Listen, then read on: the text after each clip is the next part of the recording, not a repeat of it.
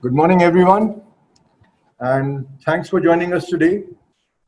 For those that don't know me, I'm Atulya Sharma, the CEO of United Media Services. And as a company, we are indeed privileged to be bringing together this webinar for today. Please also join me in welcoming the two experts we have in our midst, Dr. Anna Ayoga from Romania and Dr. Anil Pillai from India, who will help us do a deep dive on the subject matter for today, which is enhancing your digital journeys. So as a non-expert or a layman, as I might call myself, I think the first question that comes to mind is, what are digital journeys? What is this thing called a digital journey? In my simple terms, I would say a digital journey is basically the strategic use by a company of digital technologies, digital content, and digital practices to transform how they interact and possibly engage with their customers and prospective customers. Let's also please bear in mind that this customer, his expectations from digital journeys has become very high today. I say that because, with the disruption caused by the fast advancements in social, in the field of mobile, and in the field of cloud computing, this customer expects his journey to be as seamless and personalized as when he is interacting with a social media channel of his choice, or when he is buying a book from Amazon or buying anything else from Amazon, or perhaps booking a room on booking.com or Airbnb. Oh, Airbnb and booking.com. Those are nostalgic times, and possibly wrong examples to be talking about in today's day and age. But yeah, one thing that surely has emerged out of the pandemic that we are going through is that digital has become key to every interaction and every sort of part of the organization and how it works. On the back of the new normal, I think a joke that I recently came across really sort of sums up the situation and the harsh reality. It's about who has transformed and brought about your digital transformation. Is it A, your CEO, B, your CTO, or C, COVID-19? And fortunately or unfortunately, in a lot of cases, the answer is C. So owing to this pandemic, I think companies have been very quick to respond to decentralized workspaces, work from home scenarios, and the whole paradigm has sort of changed. And tech adoption curve, things that would have taken maybe months and years are probably crunched today down to weeks, and in some cases even days. So it's remarkable how the world has adapted and responded to the challenge that has come about. And digital has been key in sort of solving a lot of those questions and problems that we encountered owing to this pandemic. And what about digital journeys? So if you look at digital journeys, if they were important today for a lot of companies, the only customer engagement model that they are left with is digital journeys. That is the only tool that is available to them to still be able to connect to their customers and bring them on the same page and talk about how they are sort of combating and still being able to service their customer groups. So I think if digital journeys were important yesterday, in the post-COVID era, they are possibly mission critical for the companies, and hence we are delighted to be sort of talking about this topic. And I must say that we have the two biggest experts anywhere in the world, and I know what I'm saying when I say anywhere in the world. The two biggest experts that we can sort of engage on this topic and do a deep dive on the subject of digital journeys and how they will evolve and how they can help the companies going forward on their audit and enhancement of their digital journeys. So let me begin by introducing these two experts that I'm alluding to. The first one is Dr. Anil Pillai. He runs a company called Tiragini Consultants. Spanning a professional career of over 2 decades, Dr. Pillai is an experienced human engagement and behavioral strategy expert. His area of expertise is in building and executing behavioral shifts, human engagement, customer experience, and customer centricity solutions for organizations. He is a certified micro expressions expert and neuroscience performance coach, whatever that means. And I'm sure Dr. Pillai will sort of throw some light on it. He works with Fortune 500 companies who are some of the largest brands in Asia and, of course, globally. A warm welcome to you, Dr. Anil. And friends, I must tell you one thing, that I'm really on my guard when I'm around Dr. Anil, because a lot of times he can read my mind better than I can myself. The other expert is Dr. Anna Ayoga, who I've had the privilege of meeting in the most exciting destinations along with my colleagues around the globe. I think the last time that we met was either in Las Vegas or Prague. I forget which one, Anna, because we are both part of an organization called TAN, which has marketing, communications, and consultancy companies like Anna's BioBrain company and our company called UMS. And this is a really elite alliance of agencies from 32 countries across the globe. And it's been wonderful to be interacting with Anna in all those forums, where she, of course, is one of the principal and key members. Otherwise, Dr. Anna is a consumer neuroscience expert with an abiding passion for bringing science to marketing. She has spent over a decade helping companies improve their consumer journeys and loyalty strategies across industries like consumer goods, retail, finance, and automotive. Dr. Ayoga is also a medical doctor, and she holds a PhD in consumer neuroscience and a double MBA in marketing and finance. She founded BioBrain, a consumer neuroscience company that focuses on delivering non-conscious insights to drive customer engagement and loyalty. She serves on the editorial board of several academic and professional magazines like NMSBA's Insights magazine and Frontiers in Neuroergonomics. And I now leave the floor, or perhaps the screen, for Dr. Anna to take us through a presentation on the topic. Please, Dr. Anna. Thank you. Thank you, Atulya, for your invitation. And thank you, everybody that has joined us today. I am going to share my presentation. Just a second.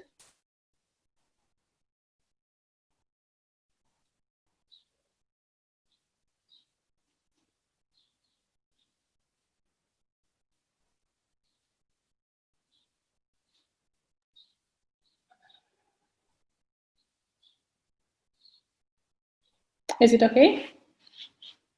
Yeah. Okay, good. Thank you. So we're going to talk about customer behavior in the digital space. And I was Googling yesterday digital transformation. And do you have any idea how many hits Google is showing back? How many results is Google showing us? 10 million, Anna, if I may take a guess. Any other tries? So to my surprise, there were 544 million results.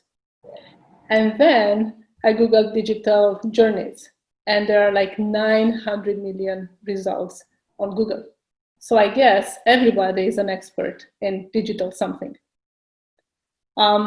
So I'm going to share my point of view from a behavioral perspective today.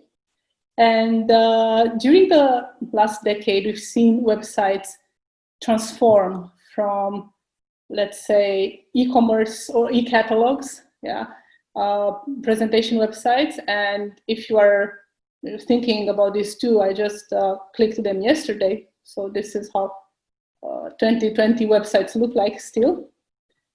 Then some companies got more digitalized and they are using their websites as a point of fulfillment.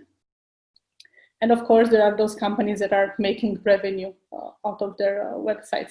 And I'm not talking only about e-commerce, because when we think about digital and revenue, the fastest connection or the first term that comes to our minds is probably e-commerce. But there are so many other industries that can drive revenue from the online channel. And I just listed some of them where we have experience working with. So there are more and more banks now offering loans that you can just get them online on your own. You don't have to go to the bank anymore to get a loan. Then, of course, you can buy insurance online for your car. Even you can renew your life insurance policy. Then you have Tesla that decided to close all its showrooms and sell cars online only. I'm very curious to see how that is going to unravel. And there are also manufacturing companies that can use online or digital to sell spare parts or accessories. So it is not only e-commerce that can drive revenue through their digital assets. Another pitfall, when we say digital, we think about technology. What does a company do when they want to improve their digital journey, let's say, when a process doesn't work well? They look at technology, right? They would either invest in more powerful servers, or they will just change some programming to make it work faster. But there is a much bigger challenge at play, and that has to deal with human irrationality and human behavior.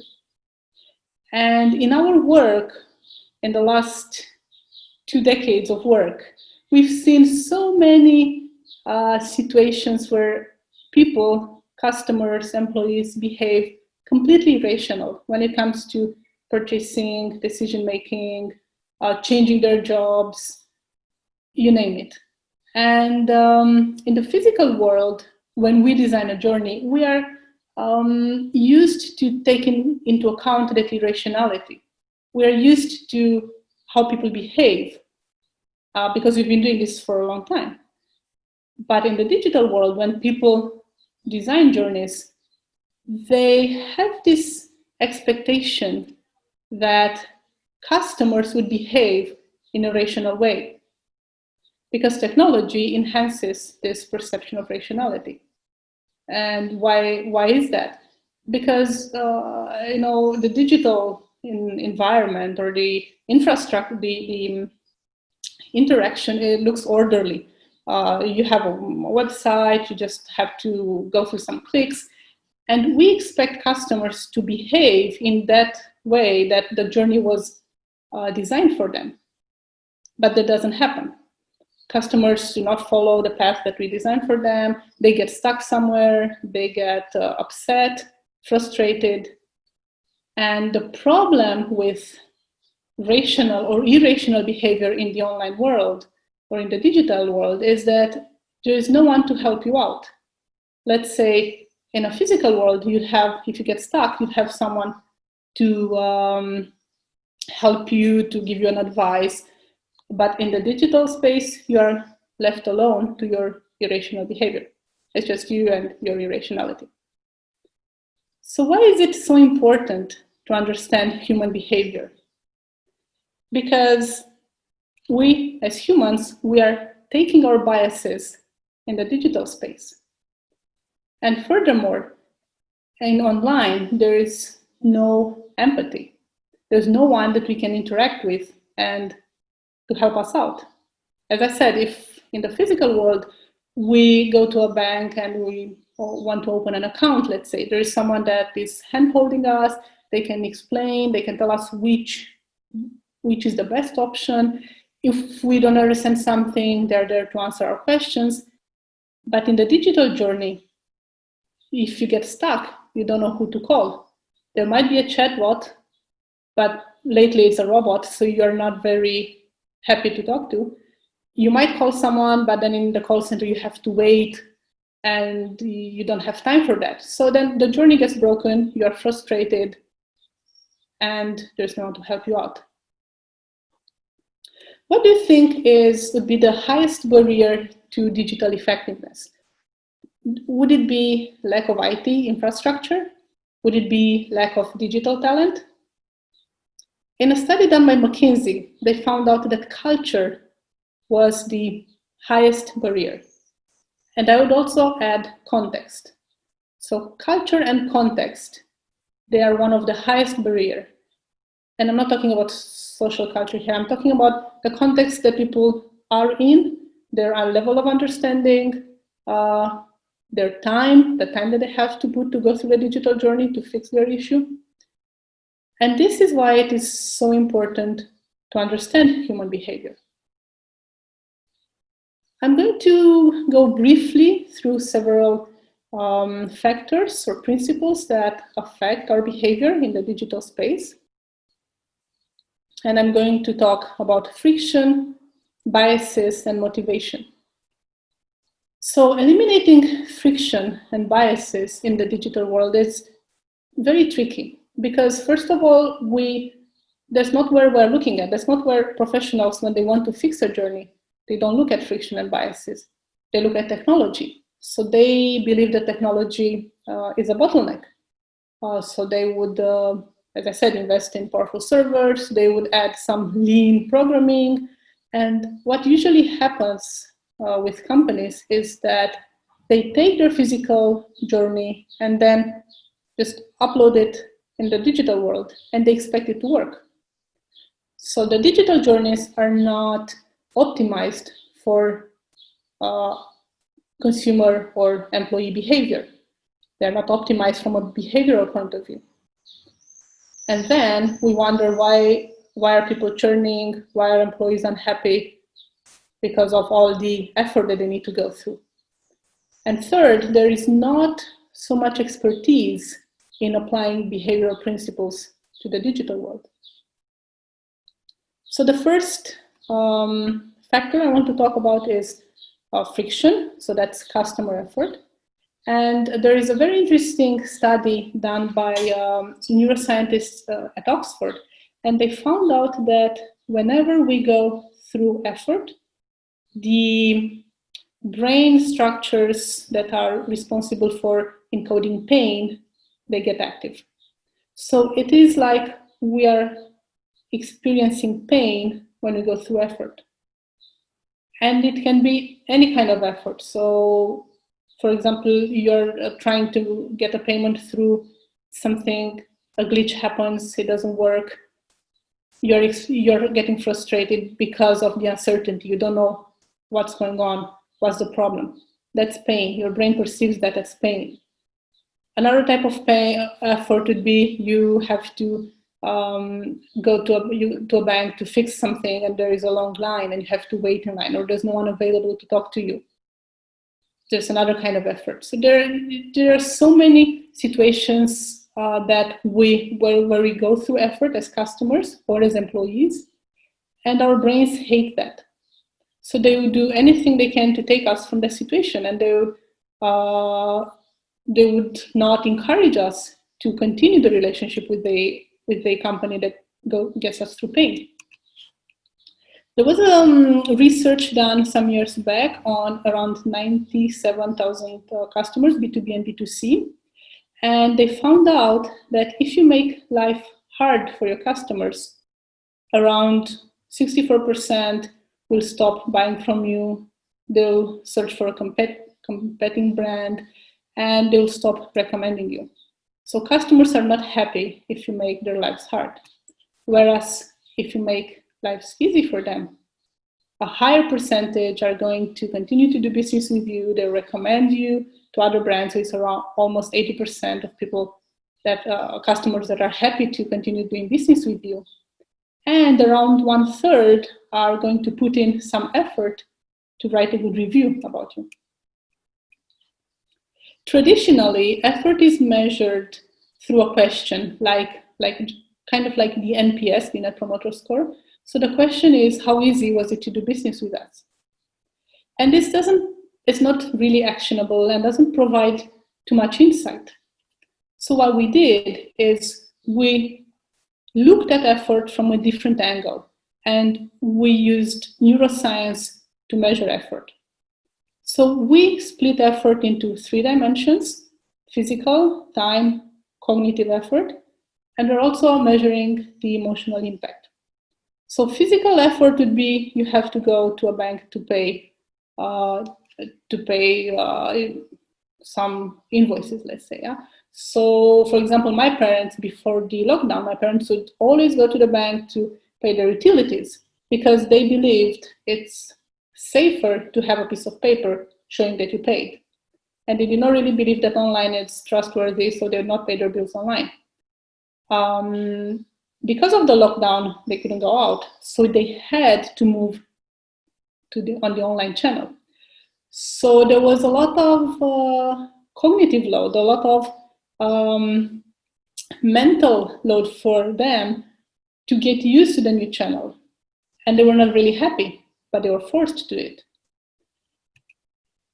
Time effort is when you have to go, you call in the call center, you have to wait in line for someone to pick up your call, you have to explain your problem, you have to go again and again because they keep transferring you from person to person.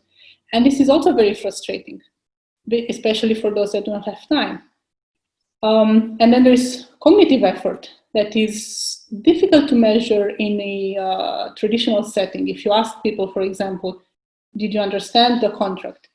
Did you understand the terms and conditions? They would say yes, but even if they didn't understand, nobody wants to tell you they didn't because nobody wants to look stupid. So they would say, yes, I understand, and they go away and they never come back to you. So what we did is we use neuroscience to measure cognitive effort. We developed a platform where people go through an assessment, and we measure their perception, their reactions without asking them what they think. We just measure their time of reaction, their speed of reaction to different stimuli that they are faced with, and therefore we know whether people really understand or not what's going on.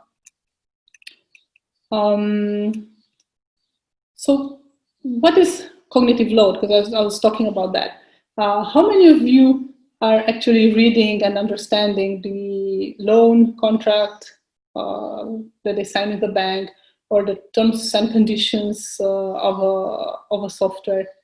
It's like we don't actually spend time on that because we know there's nothing we can change about it. We don't even go through the effort to understand. But that doesn't make us happy. We are a bit frustrated because we are not in control, and because we do not understand how things are, we have this perception that we are not controlling things, which is true. This is an example that I took when I installed this. George is like a new app that a bank came out with. It's the smart banking, yeah, designed especially for the younger population. And I wanted to try it on to see how it works. I installed the app, but then when I had to go through the setup, it told me that you need to install another app, an e-token app. I had no idea where to find it. I did not really have the time to call the bank. It was too much effort for me. So I said, yeah, forget it. That's it with the smart banking that these guys are doing. So I didn't go back to using that product, which is a pity because they put a lot of effort, a lot of money into building it. They communicated it everywhere. And then I was a target and I couldn't use it because of the cognitive load that was there because of insufficient information. So they didn't make it, the journey was broken, they didn't make it clear for me where to find information, what was the next step. So we talked about friction and effort. Now I want to talk a bit about biases. So there are around 175 biases, and we are not really aware of them.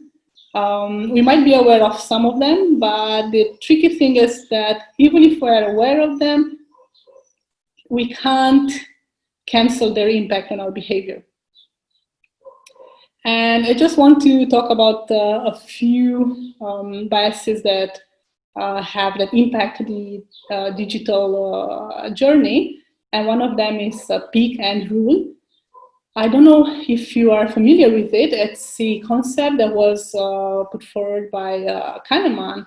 And he says that the two most important moments when we recall an experience are the peak and the end. So the peak is when you find what you're looking for. In this case, if we are talking about Uber, is when the app finds a car for you and you know in how many minutes it's going to come. And the end is when you finish your journey and you get off the car. And what's very interesting here is that Uber made payments invisible for us as customers. And the checkout process is invisible. We just get off the car and that's it. We don't have to do anything. And I remember my mother-in-law once, I ordered an Uber for her to go home and I didn't explain the concept. I just said, this is the car you get in. And she called me and she said, I have to pay the guy. How much money? I don't know how much money. I said, no, you don't have to pay. She said, how can I get off the car without paying? And she was talking with the driver and I heard the driver, he was laughing so hard. And for me, there was like, I didn't even bother to tell her how it works because for me, it was normal. They just get off the car and that's it. You don't have to do anything. It's payment is taken care of, and that's it. Another bias is called goal gradient. So our motivation increases as we are getting closer to achieving our goal. And just think of it, if you have those New Year resolutions, let's say, where you want to do more sports, you want to lose weight, you want to get enrolled to a school or learn something new, your motivation increases as you see progress and as you see that you're getting closer to what you are achieving. And this is very important in the digital journey to show people that they are closer to getting to where they're at. And this is the airlines. They're doing a very good job in using all these biases and building nudges and motivating us to fly more so that we keep our status and we give them more business. And the last part of my talk would be about motivation, building nudges in the digital journey. So when we want to shift people's behavior, either customers or employees, we need to have a balance between pushing them and nudging them and making it easy for them to develop that new behavior. So the friction part is like a slide. It makes it easy for you. Lowering effort makes it easy for you as a customer to develop that behavior. And building motivation or nudges is like pushing you in that direction. And one of those nudges is social proof. And we are wired to believe that if a lot of people do something in a certain way, they must have a good reason to do that. So we are going to follow them. And this is from some time back when I was buying tickets, train tickets. And I noticed those nudges. So saying this is the most popular option, 90% of customers would use it. So of course, I clicked it and I said, yeah, okay, it's easier for me to get it online. Then another nudge in the digital space is to enhance your impulse buying your propensity to impulse buy, and not to think about it. So this is, I found it on a website in the US, and I haven't seen it on many other websites. So if you want an item, you don't go through the cart to check out. That's a lengthy process. You might, in the meantime, you might change your mind. You just click buy now. That's the size. You click the size, you buy now, and that's it. They ship it to you. So they make it very hard for you to change your mind afterwards, because once you order it, you're just gonna wait until you get it, and then if you don't like it, you return it. But still, they got your money. And there's also upsell, and Amazon does a great job with that, where it's interesting as a nudge. The first option is their free premium delivery if you agree to do a trial of their Prime membership. And we know that people if they're not really paying attention, they will just go with the first option. And that's why this is a very good nudge. It's built in a very smart way to nudge people to try something that they haven't even thought about it. So I want to wrap up today's presentation with those 3 principles that I talked about. So in the digital journey, it is important to eliminate cognitive friction. Digital journeys were built for convenience, right? They were built to eliminate the physical and the time effort. So you don't have to go anywhere. If there is no glitch, you don't waste time. But the cognitive effort, but all this come at the expense of the cognitive effort. Because, for example, if you're trying to finalize a payment to buy a product and you hit the button and then the screen is frozen or nothing happens, you don't know what's going on. You don't know whether it's a glitch. You don't know whether your internet might not be working. Maybe it's their server. What if the payment went through? Can you click it again? Is it gonna debit your card again? And all this uncertainty, it takes a toll on your cognitive resources, and you get frustrated. And as I said before, there's no one you can talk to, or it is very difficult to talk to someone. And I've noticed that companies make it difficult for you to contact them. They don't really want you to bother them. Cognitive effort is not something that we usually think of, or people that build journeys usually think of. As I said, physical and time effort are much easier to understand. So this is one key takeaway for today. When designing digital journeys or when improving digital journeys, you have to look at whether people understand the offering, how they read the information. Is it helping them get to their objective? And if there are any glitches or if there's anything that doesn't work in the journey, just help them go through it so that they don't leave the journey. Because, in the physical world, when you create friction, people, they can give you feedback. They find someone to complain and you can see that they're upset. But in the digital world, there's no one to complain to, so people just leave and never come back.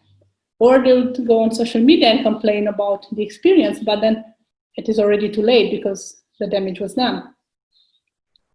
So that's about friction. Then there are these biases that they play a good role. They help us navigate through uncertain environments. Whenever we're not sure what to do, our brain relies on those biases.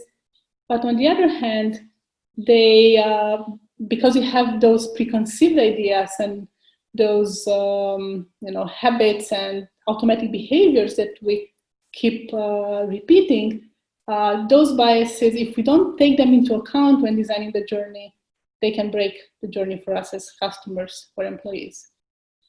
And motivation, of course, it is very important because customers have so many options now to choose from different vendors, different companies that they want to work with.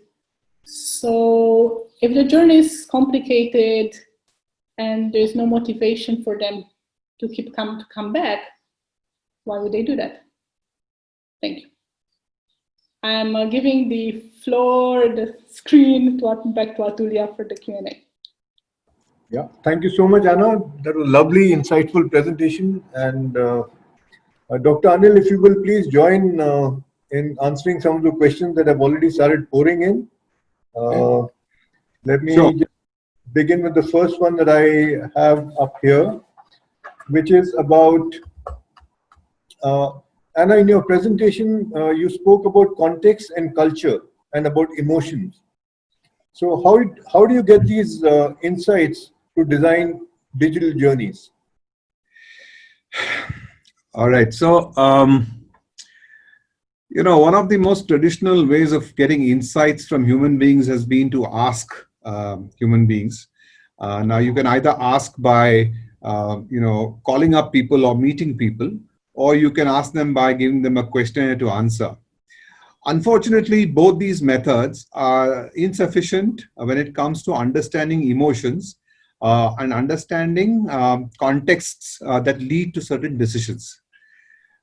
So that's why we call, if you recall in the talk, I think Anna alluded to the fact that there's something called non-conscious insights.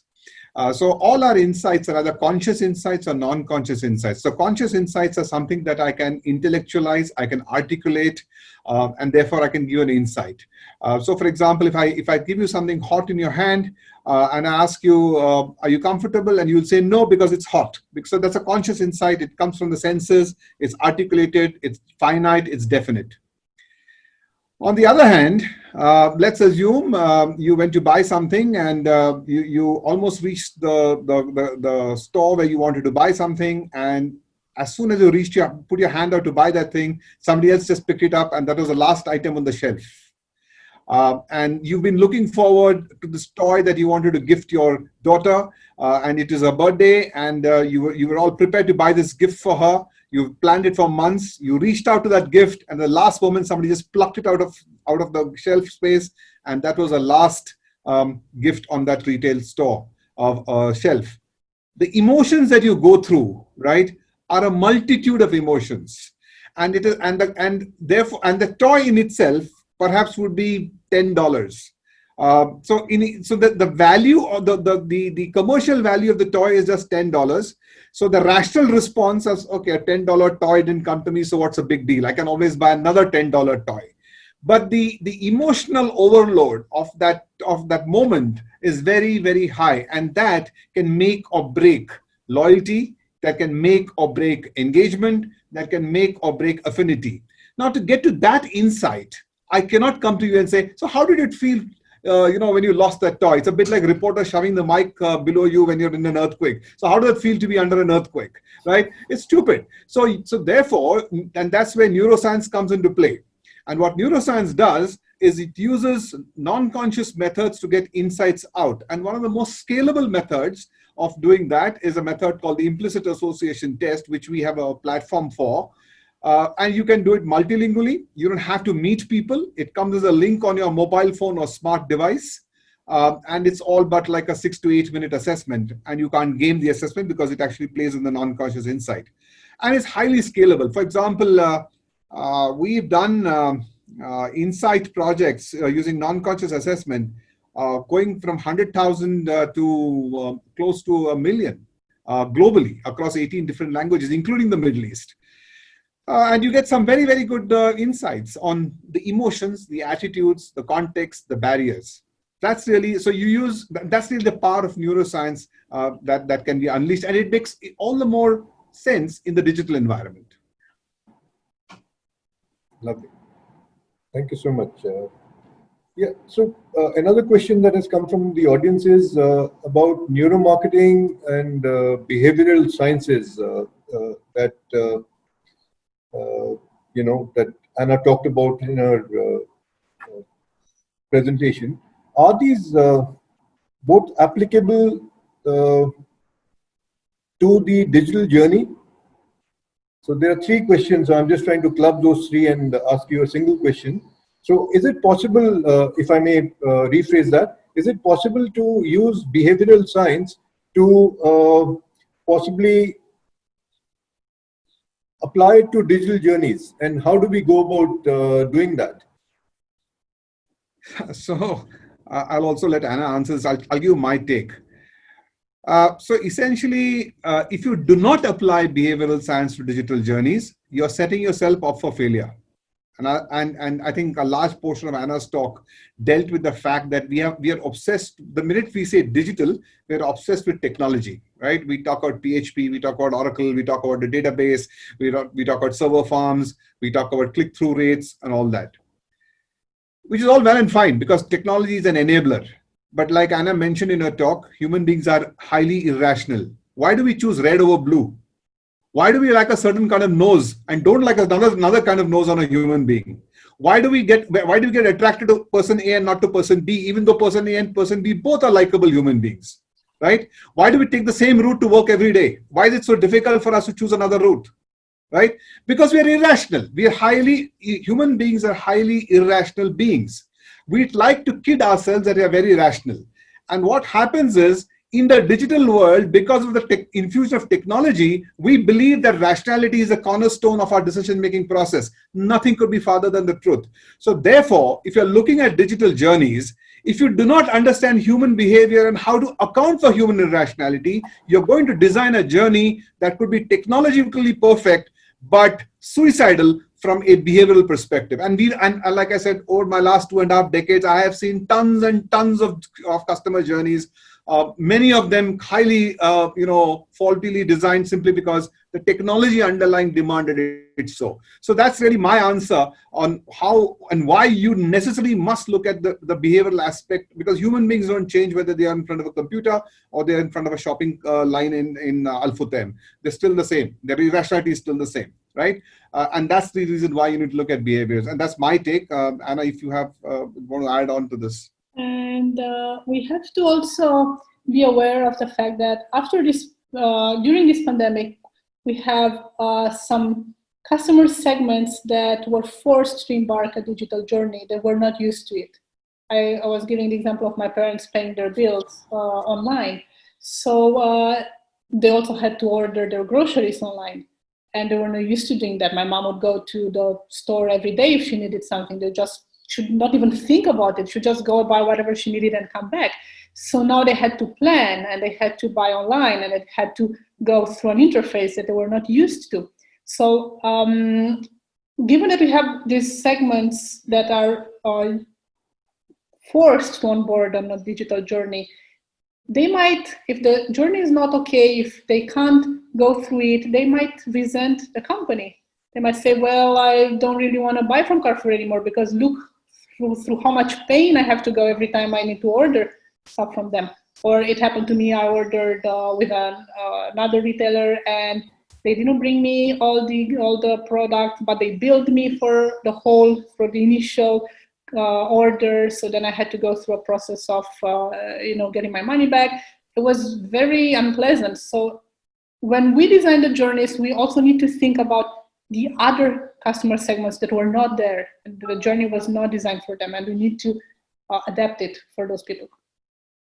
I have one more point, and that is we should also make the distinction between behavior, looking at customer behavior and accounting for human irrationality, and designing good journeys with UX, with designing UX screens. Okay, designing good UX screens are a very, very small subset of behavioral intervention.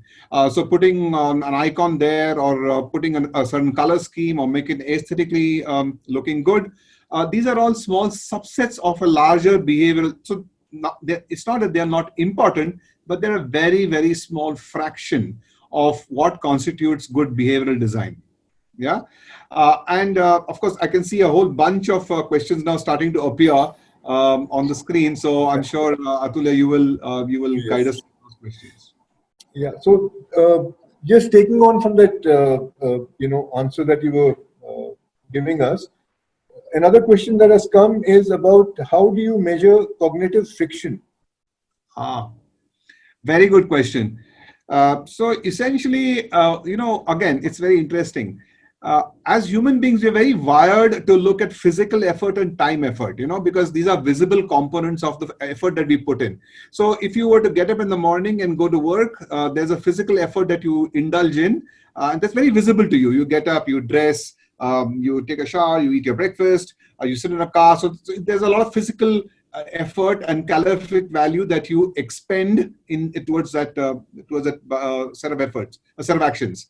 Similarly, time. We are all trained to look at time, or what we in our business we call as temporal effort. So because time is measured, right? Or how much time did it take for you to get your bank account opened? How much time did it take for a chat session to come into play? So time can be measured. Physical effort can be measured. What happens with cognitive effort is, and cognitive effort is now turning out to be one of the largest components of friction, simply because we now have cognitive overload. Look at the number of screens that we are at any one point in time staring at. We're looking at WhatsApp on a mobile phone. We are looking at the screen that's going on in front of us. We are looking at some other screen that's happening to the right of us, and we're still thinking of a few other things in life. So we really are attention starved. We really are attention starved, and we have a huge cognitive effort that's happening on our working memories, which is what cognitive effort is all about.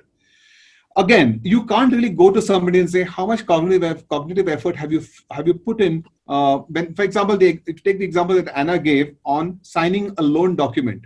You go to any bank and you take a loan. There is little chance that you understand the entire loan agreement, but you still sign on it because you have no option, because the balance of power is very clearly tilted towards the banker. But in a fair world, you should understand that agreement. But the problem is you're not equipped to understand that agreement because you don't have the knowledge. And therefore, you have this feeling of uncertainty, this feeling of lack of transparency, this feeling of fear. And that is what cognitive effort is all about. So how do you measure that? So what you do is you use neuroscience, again, plays a wonderful role here. See, the emergence of neuroscience and the maturing of behavior science over the last decade has actually transformed the way that we can look at human insight. And organizations that still are stuck with the same pen and paper or survey monkey kind of surveys, I think should possibly take a hard look at how they're getting insights, because there are much, much more smarter ways. So cognitive effort can be used by, can be gotten by using neuroscience, the same methodology that I mentioned above, and perhaps we can do another webinar to actually discuss that in greater detail. But you actually can measure cognitive effort by using the implicit association test that I spoke about a little while earlier. Lovely, really insightful. Thank you so much. Another question we have from the audience. This is from Mr. Bikram Rishi. It says, how important is brand promise in the digital decision? I use Amazon over others because it has a return policy. I stopped buying from another prominent retailer because the vegetables supplied were good to start with, but quality went down and they didn't have a return policy. So, way back in the early 90s, I used to do a lot of work around quality. Because in those days, organizations globally were very caught up with Kanban, Deming, and things like that. And there was a lovely saying that we had: quality is a sterile condition. What that meant is that quality is a given. You can't build this lovely digital journey or this lovely behavioral insight and supply crappy vegetables, right? So quality is a sterile condition. And in the business of customer experience, you have something called functional fulfillment. So functional fulfillment is, I want to eat tomatoes, and I want fresh tomatoes. So what's my functional fulfillment need is, I want to be supplied fresh tomatoes on the day that I want, because I want, that's my basic need. But what happens is, there are many companies that will supply you fresh tomatoes. The challenge comes is, which company makes it easiest for you to do that? Which company believes in transparency? For example, if the tomatoes are delayed, will they call up and tell you, so your tomatoes are delayed by 1 hour, and because it's our fault, along with tomatoes, I'm going to supply you cucumbers and a case of apples, right? Or will somebody reward me for coming back on a consistent basis? Do they recognize me as an individual in my own right? What we call as the customer segment of one, right? So organizations that go beyond functional fulfillment, Organizations that put in a lot of those experiential touch points that will actually enhance engagement, the organization reward my individuality, are the ones that I create an engagement with. That's the kind of organization that I fall in love with. The reason you go to Amazon is because you believe Amazon is transparent, Amazon is repeatable, and Amazon is somebody you can actually say, okay, it's fairly dependable. I know if I pay money to Amazon, this will happen. So I'm convinced that functional fulfillment will happen. And the other things are in my control because if I don't like it, I can always return it, and so on and so forth. So to look at any customer journey at the cost of functional fulfillment would be a folly. Anna, if you want to add anything. I think you made a very good point on that. Yeah. Sure. Another very interesting question is about if we are talking about digital journeys, is there an implementation plan, or are there stages that you can actually handhold and take people through as a process? How is the ideal way of creating and unraveling your digital journey for your clients or your customers? So over the years, we've actually we worked with banks, and global banks. We worked with retailers, we worked with manufacturing companies, B2B, and over the years, we've actually now have a structured model in place on how this should roll out. Anna, you have a slide on that. Perhaps you can just show a quick slide. It'll be easier than explaining the different boxes to my mind. Just give me a minute, Atulya. Anna, and in the meanwhile, let me go to these really wonderful questions that are coming in.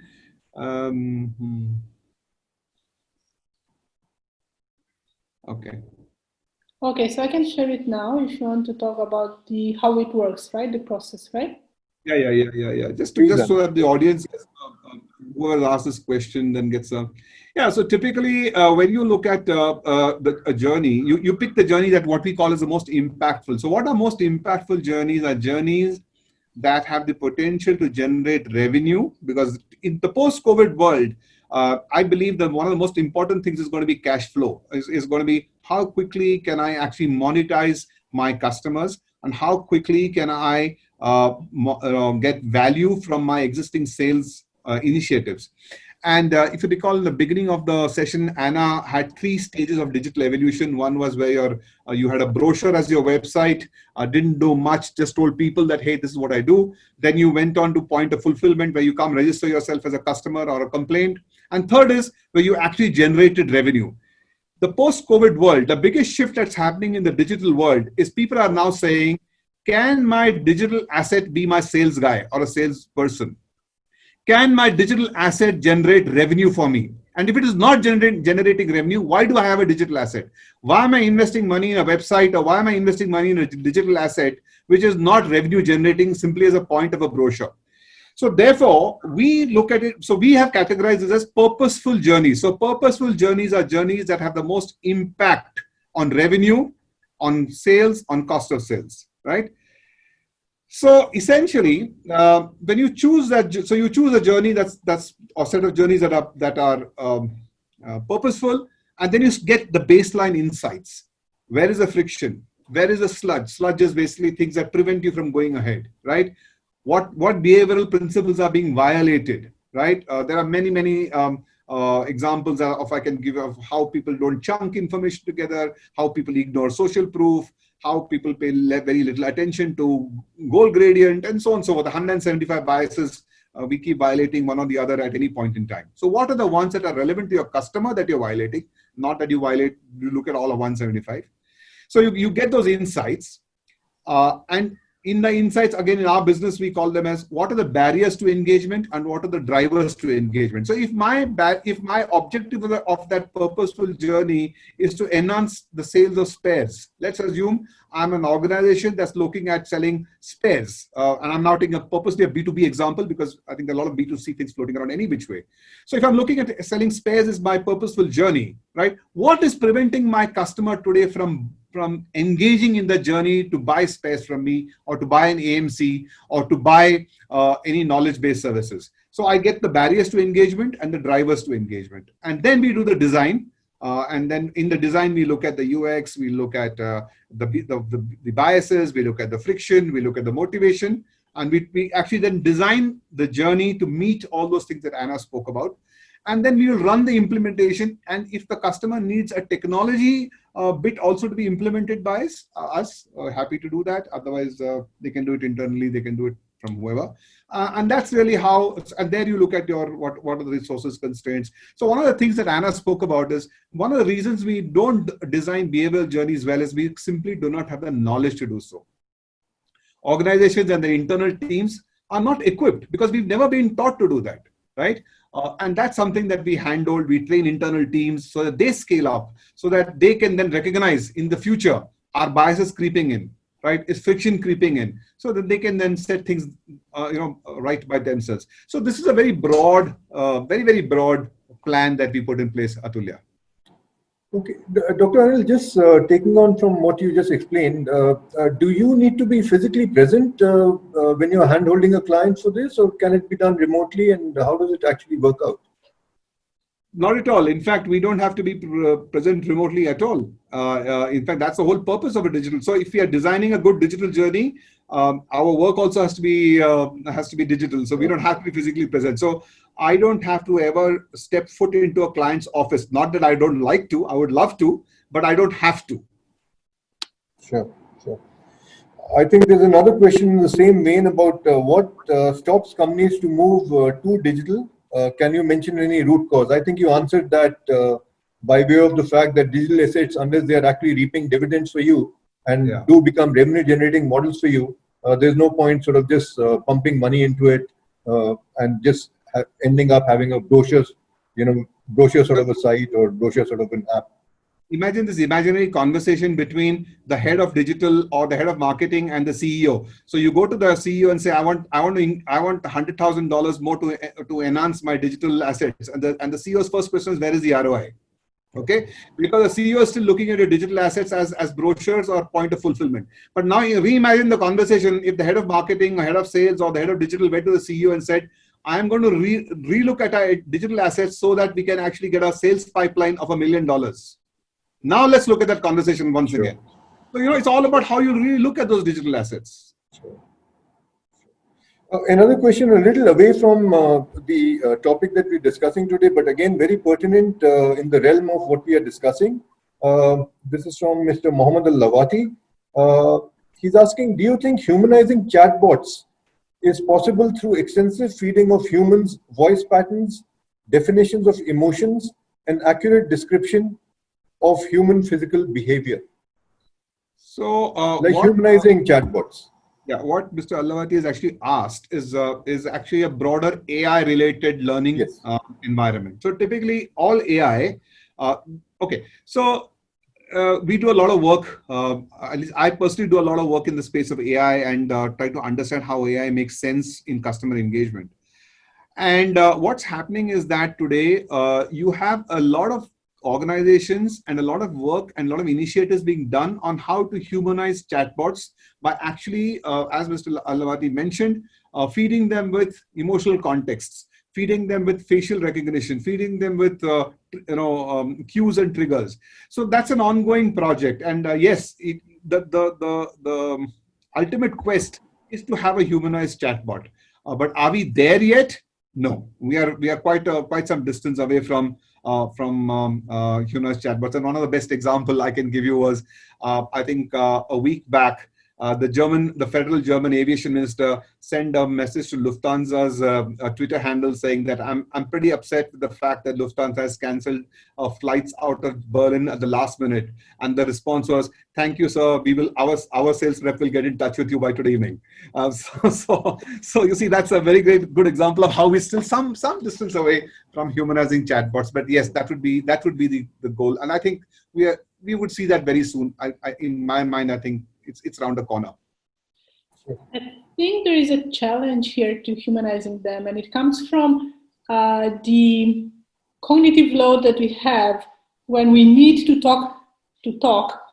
interact with someone that we don't know how they are built. So, for example, if I know how to talk to my kids to know that they understand exactly what I want to say, I know how to talk to a teller from a bank if I get upset, I raise my voice, she can see it in my eyes that I'm not happy, and I'm sure that she's going to understand my message. But if I'm talking to a chatbot, how is it built? What are the mechanisms behind the logic so that I'm sure they get my message and that it goes where it has to? And I have an example here. My mom wanted to, she was calling the telecom to find out a question, and the robot would just dead end her calls. She didn't get anywhere. So I told her, call and say you want to cancel your contract. In 30 seconds, she was transferred to a human person, and she said, no, I don't want to cancel my contract. This is a question I wanted to get a hold of a human person to talk to. So I think that's a challenge of appeasing this cognitive load and the frustration that people have when they have to deal with a chatbot. Great. Another question that we have is about if you eliminate friction, what business metrics does that impact? That's a very good question again. So you see, there was a study conducted at Harvard, the business school, a few years back. And they wanted to figure out what parameter, or let's say what dimensions have the maximum impact on loyalty, repurchase, and buying and customer retention.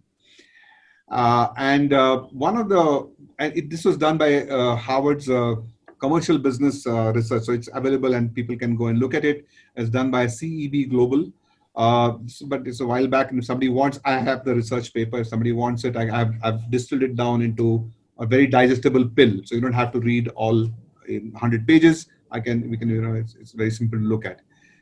Friction effort has a very direct statistical correlation with an increase in loyalty, increase in repurchase, and customer retention. In fact, it had the highest statistical correlation between these parameters, even much more by an order of magnitude than CSAT or even NPS. So therefore, to my mind, and look at it from a physiological perspective. Anna showed you the picture of the brain. And if you look at the insula, the portion of the brain that she was talking about, which regulates blood pressure, body temperature, and so on and so forth, the insula actually reacts to cognitive effort and friction as if the human body is in pain. So every time you create friction for a customer, the customer may not articulate it to you, but physiologically the the brain behaves as if you put that person in pain. And which customer or which human being will want to stay in a relationship that has got pain in it? It's so intuitive, right? They may tolerate you because they have no option. They may even deal with you, but that does not mean they love you.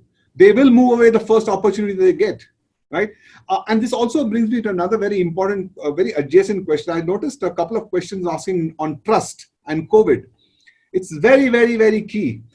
In fact, in times of recession, in times of pandemics, when COVID hit the world, we went back 4 recessions. We studied 4 recessions that have come to the globe before this one. And we looked at human behavior at the end of each of the recessions. And we went back as the Spanish flu. So you had the Spanish flu, you had the Great Recession, the Great Depression, you had the Wall Street crash, and then you had the latest 2008, 2009. So we looked at 4 recessions. And we found out the single most important thing that consumers sought was how much can I trust the brand and how much can I trust the people behind the brand. Now, what causes mistrust? Let's flip the question and say, what causes mistrust? Mistrust comes in when there's lack of transparency, lack of consistency, right? And a clear understanding that the relationship is clearly tilted towards my favor. So I hold the aces. You are just a customer. So an insurance company, for example, when you sign an agreement, you don't know what you're signing into. The example that I gave the bank. So the minute customers believe that the balance of power clearly lies in the hands of the producer or the supplier or the vendor, then that relationship is not one that is based on trust. So trust requires transparency, consistency, repeatability, and the fact that you want to educate your customers to empower them. These are the elements of trust. So in the post-COVID world, when you build a digital journey or even a physical customer journey, you have to keep this in mind. Great, thank you. Because we had around 4 questions on this topic about trust and how customers are skeptical on brand trust even more during the COVID-19 pandemic. So thanks for answering that, Anil. And the next question that I have is about, you talked about the framework that you use for deploying, how to evaluate and formalize new digital journeys. What is the time period that it takes to create such an evaluation and frame a new journey, if at all that needs to be done?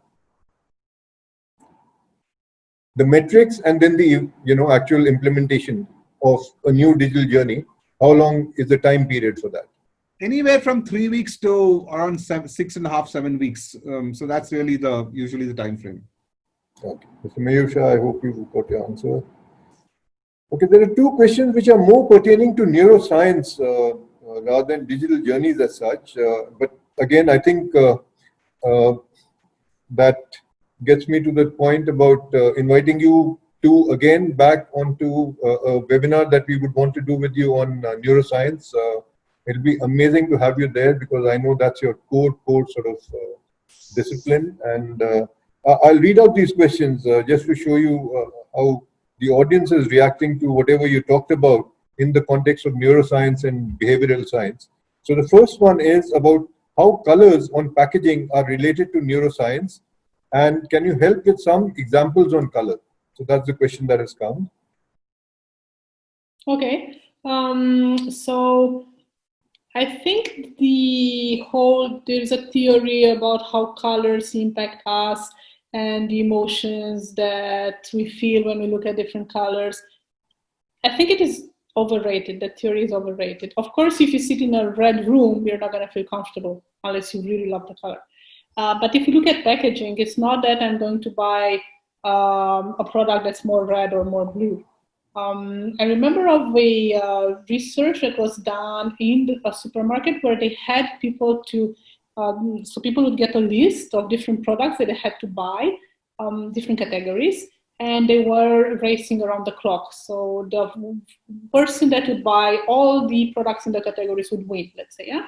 So they just went through the store and bought whatever they were looking at. And then they asked people, are these the brands that you like? And there was not really a connect between the products that people bought and their preferences. So the conclusion of the study was that people were attracted by the packaging that had the most salient construction, the highest, how do you call it, like when you're having like dark and light colors. I'm missing the word now. So the packaging that had the boldest colors that were attracting the eye, those are the products that won. People would just see them on the shelf and grab them. They were not their preferred products. So when it comes to buying the product, when it comes to going shopping, people are most of the time in system one. They're not really paying attention. They are used to going through the store. They know what they want to buy. They have their preferred brands. Another study showed that once you identify your preferred brand on the shelf, that happens around 2 or 3 meters when you are away from the shelf, you grab it and you leave. So it's not that people are buying products because of a specific color that's on the packaging. They buy products because of a different connection. They either like it or they want to try something new, or there are other reasons. So that's why I'm saying that color per se is overrated in inducing specific emotions, unless there are cultural biases, and of course designers know to take that into account. Sure. Yeah, and one other question, again, more related to neuromarketing, is to the effect that emotions are contagious, and when campaigns, advertising campaigns, I think this alludes to, when they are being designed, how is it possible to sort of make them emotionally effective is there some way that you can make your campaigns more emotionally effective by using neuromarketing and using emotional sort of stimuli? Mm-hmm. Anna, before you answer that, sorry, this word emotionally effective is a very, very dangerous phrase. I'll tell you why. Because the minute you say emotionally effective to what purpose? To make you cry? To make you happy? To the little puppy videos that you see on TikTok and on YouTube, to make you feel warm and fuzzy. The role of advertising is not to make customers feel warm and fuzzy. The role of advertising is to generate revenue for the organization, for the brand, and for the product. Right? That's the final objective. So when you say emotionally effective, I would rephrase it to say, can neuroscience help in contextualizing the emotions so that you take the customer to a defined objective, right? And that's really the framing of it, as opposed to making you feel nice, happy, sad, angry. Anna, all yours. Correct. That's a very valid point. And I remember from several research that was done on advertising that would create strong emotions. There was a campaign done against domestic violence, and they would show kids that are beaten up, and if the emotion was too strong, our reaction would be to tune out. We didn't want to see it. So the research was done with using EEG and eye tracking. So see where people are looking at and what is the reaction in their brains. And if the emotion was too strong, people didn't want to see it. Because why? Because our mirror neurons in our brains mimicked what we saw. Yeah. So in a movie, if we see someone that's beaten up, we feel that pain in our brain. We're not really aware of it, but the brain reacts like if we are beaten up. So we don't like that, and whenever the emotion is too strong, we go like, okay, I don't want to see it, and we'd close the ad, we'd close the. So if you want to instill an emotion in the audience, you have to know how strong you can go, or if it's too weak, on the other hand, you're not going to get the emotion that you're looking for. And as Anil said, you have to make sure that the emotion is tied to your objective, to get them to donate, to buy your product or whatever. And you don't know whether that specific customer segment is going to buy because of the emotion that you instill in them. Unless, of course, you have kids that start crying, I want the toy. Then there's a different discussion, yeah. Sure, thank you. I need to wrap up very soon. So last two questions. The first one is about whatever we discuss in terms of customer journeys. Is it possible to internalize this and in today's context, use it for internal organization structuring and the internal journeys that we need to do with our internal audiences, with our employees? Yeah, absolutely. The short answer, absolutely. The principles of using good behavioral science and understanding human behavior does not stop at just understanding customer behavior, but also looks at employee behavior. So even when you look at look about as designing internal journeys or employee journeys, all these principles should apply and must apply. Perfect, lovely.